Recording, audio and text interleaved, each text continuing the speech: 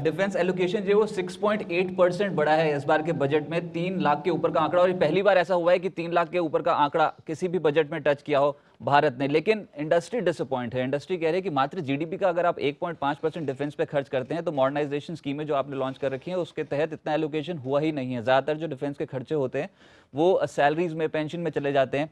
तो मॉडर्नाइजेशन को लेकर किस तरीके से आप ये वेपन्स, वॉरशिप, डिफेंस इक्विपमेंट्स खरीदेंगे, इसको लेकर कहीं ना कहीं इंडस्ट्री सवाल उठा रही है।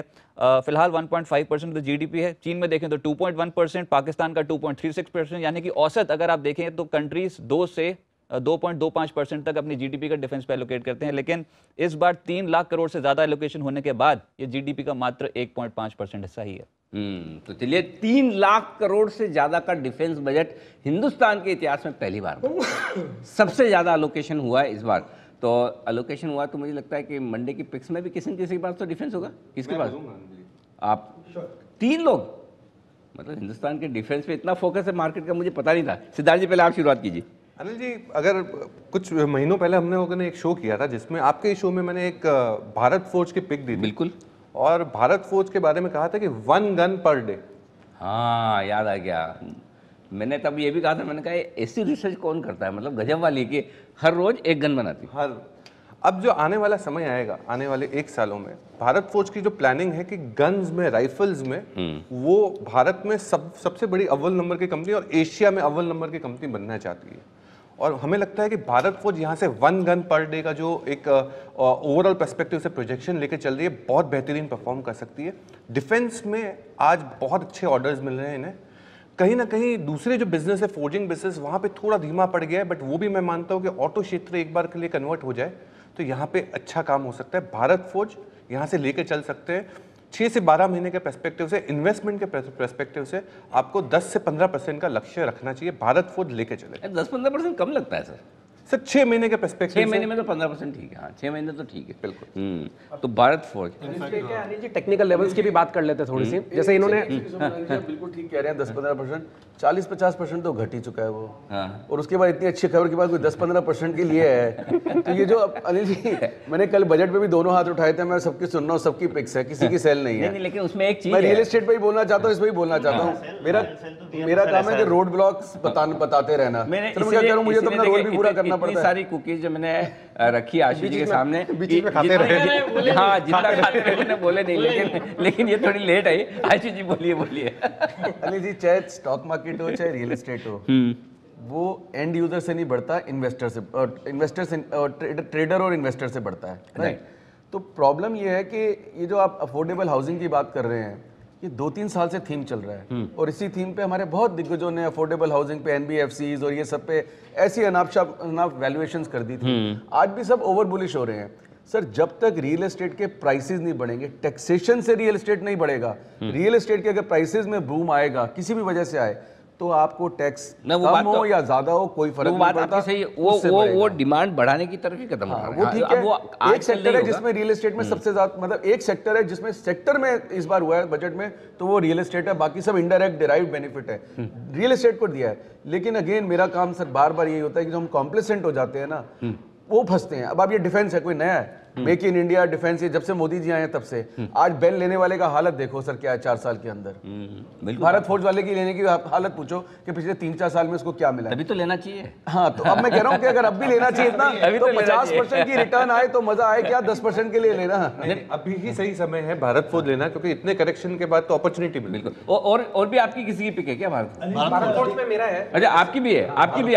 सबको भारत फौज पसंद आ रहा है? नहीं तो फिर पहले एक बार बात कर लेते हैं। 4 एक साथ आते नहीं कभी। ये तो फिर वो कर दिया, 3 इक्के मिल गए ना, तो 3 नहीं 4 है यार। 4 इक्के तो कभी आते कैफे में ही हो सकते हैं। ये कैफे में बताइए। पहले एक बार डिस्कस कर लेते हैं। भारत फोर्ज क्या हुआ है, पिछले 6 महीने में ऊपरी लेवल से दबाव दिखा चुका है। तो जो आशु जी ने कहा वो एकदम सही है। स्टॉक ऊपर से अच्छा खासा दबाव दिखा चुका है। बट अब वीकली चार्ट में अगर हम देखेंगे तो लास्ट 3 वीक का स्टॉक ने हाई तोड़ा है।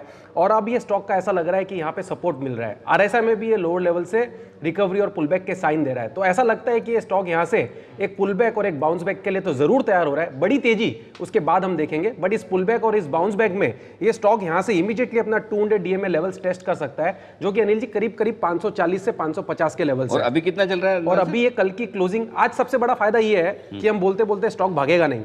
तो आराम से तो आराम से स्टॉक को सुन सकते हैं। ठीक बात है। मंडे के दिन स्टॉक को आराम से देख के ले सकते हैं। 495 कल की क्लोजिंग है, 495 से 480 के बीच में स्टॉक को एक्यूमुलेट करें, बाय करें जब तक ये लास्ट 3 हफ्ते के लोज है 470 के आसपास, जब तक अब वो लो नहीं टूटेंगे तब तक स्टॉक में कोई दिक्कत नहीं है। और स्टॉक यहां से इमीडिएटली ऊपर में 540 से 550 के इमीडिएट टारगेट्स दिखा सकता है। एक बार अगर वो लेवल्स टूटे तभी रैली और एक्सटेंड होगी। तो 470 का स्टॉप लॉस है, 540 से 550 का टारगेट है। ये है भारत फोर्ज में खरीदारी की राय सुमित जी की तरफ से।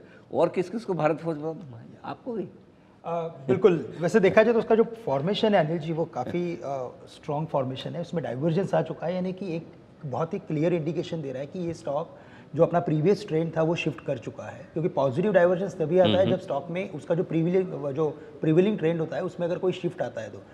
बट नो डाउट कि अगर भारत फोर्ज अगर सिद्धार्थ जी ने कवर किया है और मेरे साथी ने कवर किया, तो मुझे लगता है कि लार्सन भी एक ऐसा स्टॉक है जिसे हमें देखना चाहिए। क्योंकि ये स्टॉक अगर आप देखेंगे अनिल जी, अगर आप क्वार्टरली चार्ट्स पे देखते हो, मंथली चार्ट्स पे देखते हो, तो काफ़ी अच्छा फॉर्मेशन है एल&टी। और इसने इसका जो जॉइंट वेंचर किया है वो भारत अर्थ मूवर के साथ किया है।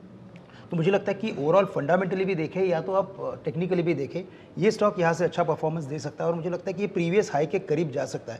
जिसके प्रीवियस हाई थे वो तकरीबन थे 1440 से लेकर 1450 के। करंटली ये चल रहा है कुछ 1320 1325 के करीब। और मुझे लगता है यहाँ से अगर आप एक 30 या 35 रुपये का स्टॉप लॉस रख के इसे लॉन्ग करते हो तो आने वाले दिनों में अच्छे रिटर्न्स देखने को मिलेंगे। ओके, तो भारत फोर्ज की आपकी पसंद है एल&टी। और श्रीकांत, माफी सचिन, आपको? भारत फोर्ज ही मुझे अच्छा लग रहा है। इनफैक्ट जिस तरीके से एक्सप्लेन किया, अभी शॉर्ट टर्म में एक अच्छा रिवाइवल आ सकता है। बट अगर हम ओवरऑल स्ट्रक्चर देखें तो मंथली चार्ट्स पे जिस तरीके से एक करेक्टिव पैटर्न यहाँ पर खत्म हुआ है और जिस तरीके से एक hammer formation weekly monthly charts पे रीइंस्टेट हो रही है, तो आई थिंक कहीं जाकर एक अच्छा अपमूव या एक नई ट्रेंड यहाँ से वापस उभर के आ सकती है। तो आई थिंक यहाँ पर मैं थोड़ा सा डीप स्टॉप लॉस दूंगा, अराउंड 465 का मेरा स्टॉप लॉस होगा। एंड मुझे लग रहा है कि 540 तो इमीडिएट होगा, बट वहां से जो रिवर्सल सेट हो जाएगा, आई थिंक नई ट्रेंड यहाँ पर सेट हो जाएगी जो 630 650 तक भी एक्सटेंड हो सकती है। तो I think even short term traders के लिए और इन्वेस्टर्स के लिए दोनों के लिए एक अच्छा मौका है स्टॉक पिक करने का। चलिए, तो खरीदारी कर सकते हैं। लेकिन इस बीच हमारे साथ एक दर्शक हैं पुणे से, सोमनाथ यादव साहब। सोमनाथ जी नमस्कार, पूछिए अपना सवाल। जी नमस्कार। पहले तो आप सबको बधाई। और ये आज का जो सौभाग्य मुझे मिला है, ऐसा लगता है कि जो कुंभ मेला होता है 12 साल में एक बार, उसमें नहाने का जो सौभाग्य होता है, वैसे ही लग रहा है कि शेयर बाजार का ये बजट कुंभ मेला है। बिल्कुल, ये बस फर्क इतने ही सोमनाथ जी की हर 12 महीने में लगेगा, आप चिंता ना करें। तो डुबकी लगाने का मौका हर साल मिलेगा। बताइए क्या मदद करें आज आपकी? जी अनिल जी, मैं बहुत सालों से आपका फैन हूँ। और 2008 में जब बाजार गिरा था तब मेरे पास पैसे नहीं हुआ करते थे, बट इस बार मेरे पास बहुत अच्छे खासे पैसे जमा किए हुए। क्या बात है। तो मैं इलेक्शन खत्म होने के तक इंतजार कर रहा हूँ, तो उसके बाद मुझे किस सेक्टर में पैसा लगाना चाहिए? सेक्टर क्या सर, आपको सीधा स्टॉक ही बता देते हैं। क्या बात कर रहे हैं, अगर आप इतने सालों से फॉलो कर रहे हैं तो फिर देखिए 3 स्टॉक तो अभी तक आ चुके हैं सोमनाथ जी। HSIL विकास जी ने बताया, भारत फोर्ज सिद्धार्थ जी और हमारे सचिन जी ने बताया और सुमित जी ने बताया, L&T श्रीकांत जी ने बताया। बाकी 4-5 और स्टॉक्स आ रहे हैं, बस आप टीवी अपना ऑन रखिएगा।